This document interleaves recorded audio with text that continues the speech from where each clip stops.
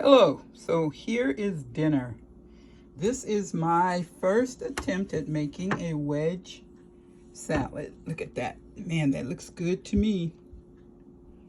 It's got, so obviously it's a wedge of iceberg lettuce.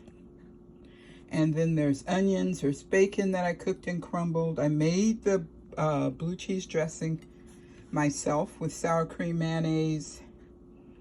What else? And some other things.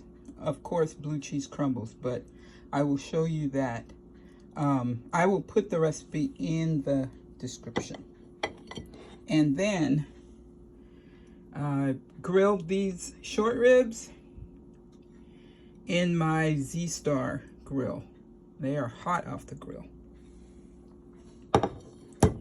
And this is the vinaigrette that I used for the sauce in the salad.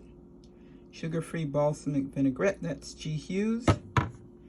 And also, this is the barbecue sauce I use. So G. Hughes is a celebrity in my house. That's a barbecue sauce I used on the short ribs. And that is my pre-Memorial Day dinner. Yum.